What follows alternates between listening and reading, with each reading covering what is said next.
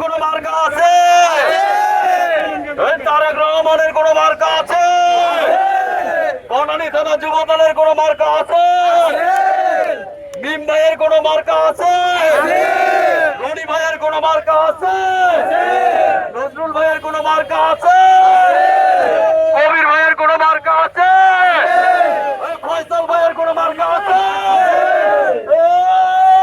সেই মার্কা